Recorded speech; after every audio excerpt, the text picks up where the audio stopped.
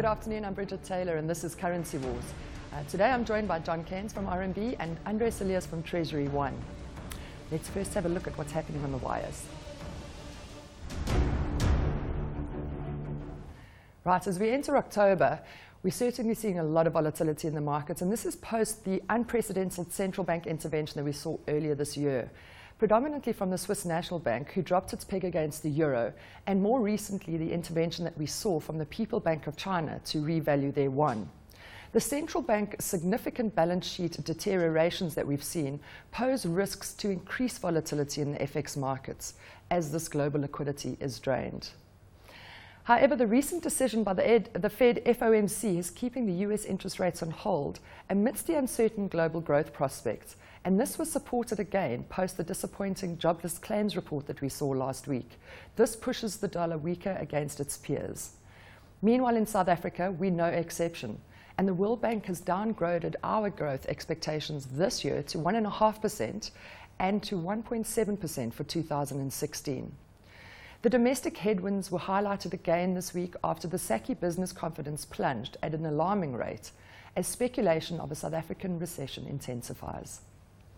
Meanwhile, the rand has recovered this week and it's trading back below those 13.50 levels as dollar bulls retreat, as gold and platinum prices improve, and as expectations of positive rand flows increase on the back of the potential for the SAB Miller ABI deal to be concluded. However, the weaker trend remains intact and volatility is set to increase as emerging market growth deterioration erodes the optimism seen from the developed world.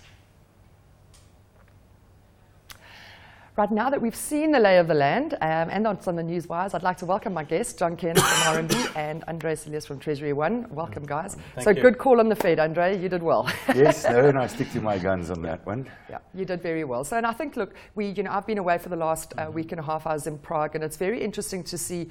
We talk about all of the central bank intervention, but what we don't talk about is all of this liquidity dry-up that's happening globally. On top of which, there's a massive amount of regulation that's coming into the likes of the liquidity providers, being the banking sector, which poses continued liquidity dry-up risks. Maybe you can give us a little bit of color on that, John. Yeah, so just talking to our traders at RMB, and they're giving me the impression that a big $50 deal now would actually move the market. You go back a year or two, you'd probably have to have a $200 million deal to get the same impact. And it's, Brigid, it's what you said, it's the bank regulations, it's a reduced number of speculators there in the market. And of course, you've got to add to that all the extra uncertainty there is at the moment with China, with the Fed, etc. Well, this is the thing. So we've got service providers on the one side, so those that provide the liquidity into the market. If we look at the corporates, we look at the corporate sector, we saw those SACCI numbers concerned about South African recession. We know what the headwinds are. We've been talking about it for a while with regards to electricity tariff hikes, blah, blah, blah. However, we've also got the banks, etc., who are under pressure from all this regulation. So that creates a lot of uncertainty and just a little bit of confusion in the markets. And then on top of that, we've got a global market that continues to remain slow. So if we saw what happened with the IMF, we saw this World Bank data that came out looking at, in sub-Saharan Africa, growth deterioration. This is not just an African story. This is a global story. What are you seeing with regards to your forecast going forward? Do you still think we're in the bottom of this sort of U-type dip? Brigid, that's an interesting one. Firstly, when we speak about the downgrading of growth numbers, and we say about downgrading of growth in South Africa, we need to see that against the background of global downgrade.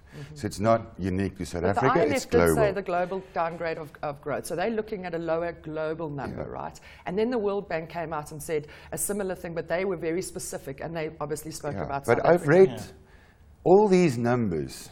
To me, is a little bit past. It's taking the history into account. What I've been reading in the last week and a half, is a flattening out of commodity prices, possibly slight increases towards the middle of next year, and we have seen commodity prices actually turning this week. I look more, and I think what we need to say to our listeners or our viewers is more what happens, not what happened. Everybody knows that. Is what we expect. Yes. And I say, towards 2016, we are going to see an increase in interest rates in the first quarter of 2016 in the US. Oh, from the US, okay. And that, to me, is a positive factor. Why do I say that? Because that, to me, signals a Fed saying, we're happy increasing our interest rates because we are happy that our growth is continuous, sustainable, and that will help China, who exports to those markets, to actually stabilize. That will help commodity prices stabilize. That will help emerging markets. So towards the second quarter, third quarter, we're going to see world growth coming back. From your lips to God's ears, Andrea, I can honestly say. The concern for me, though, is that currently, if we look at the market where we currently sit, the market, has been extremely concerned about what happened with the devaluation of the yuan. But they have to protect their market because predominantly they are an export sector. But if we look across the other markets, so we looked at Germany's numbers, industrial production down. In South Africa, we've got a weaker currency. Yes, we've got elevated commodity prices, but are we maximizing? So is it that rebalancing that naturally should happen, are we seeing it? Or do we think we need further intervention? Andrea, I agree with you. We all know this negative story in South Africa. What struck me about the IMF number, it's not their forecast for this year, it's that 1.2% for next year, which is probably realistic. We're in this multi-year slowdown. You talk about the imbalances, 3.1% current account deficit. That was definitely a positive for the rand. Unfortunately, though, more recent trade figures suggesting the current account deficit is going up. Andrea, I liked your comment about the Fed. Get the Fed to hike. Let's get some of that uncertainty out of the way. It would indicate a strong US economy.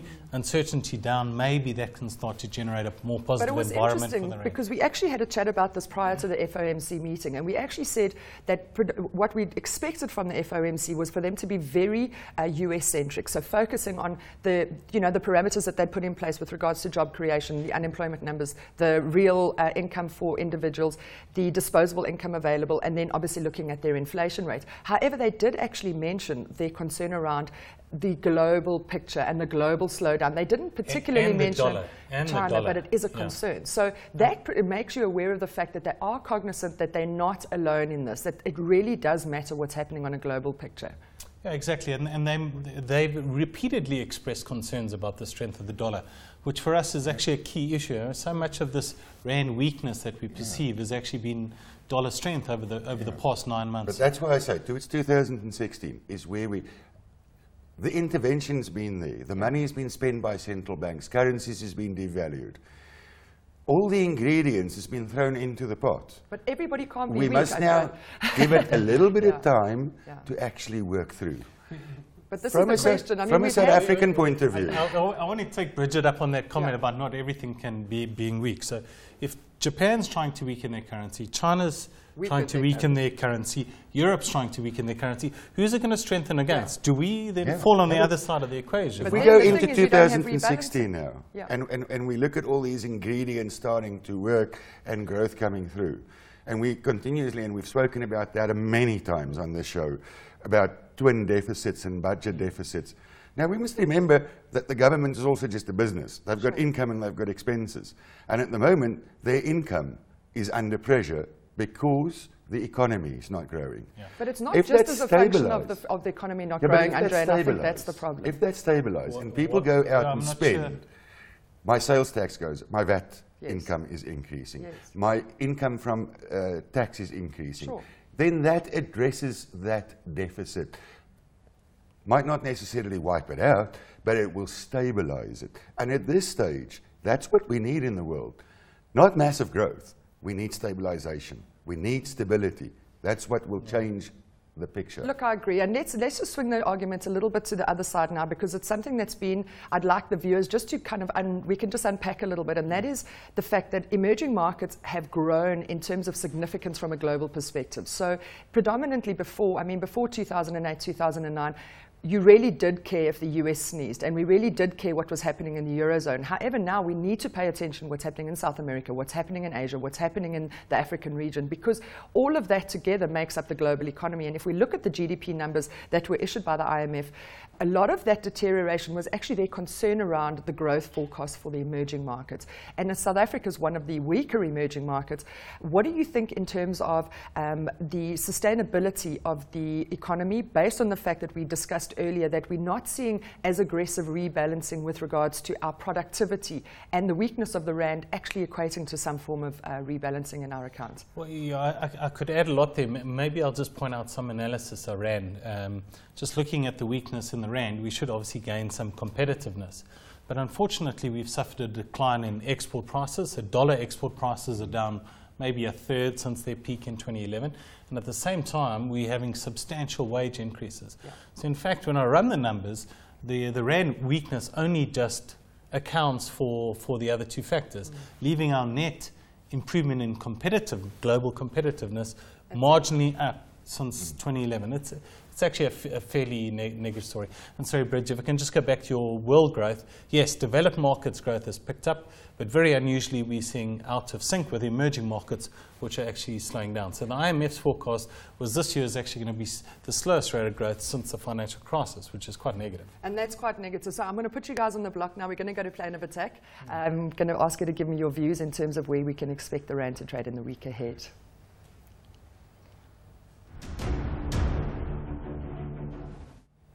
Right, guys, this is it. I'm going to ask Andre to open up since he was the winner on the FOMC statement. You can give us some views. I'm going to call the rand between 1338, 1340 at the bottom-ish end of it, but most likely trading back towards the 1375 area. Pound, I'm going to call it 2075 to 2110. And on the euro rand, 1510 bottom-ish, trading back towards the 1540 levels. Okay, John, so I'd maybe reduce the bottom side there, but I think we all align in our views. The rand's come back significantly. Maybe importers shouldn't get too greedy. Look, you've already had a nice 5% gain on the currency. Hop in here. Exporters may be hanging off. Still a lot of events around. You'd have to wait for a couple of weeks for those to come through. Budget, the next Fed. We got to wait for the next payroll. So it'll take a while, but there's still upside risk, so exporters maybe can wait off.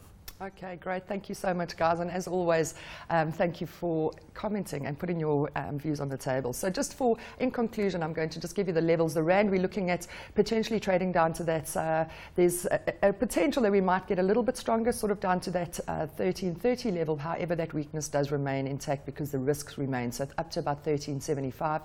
On the cross rates, we're still expecting weaker levels, basing around the current levels, sort of 20.75 on the on the pound, and around 15.10 on the euro, but looking for those upward momentums to remain in place. So importers, take advantage of these levels. Exporters, you can hang on to your socks for a little longer. If you'd like to send any questions or comments, you're more than welcome to do so at CNBC Currency Wars 410 or to myself at K-On Capital for your personal responses to the FX markets. Until next week, good luck in the trenches.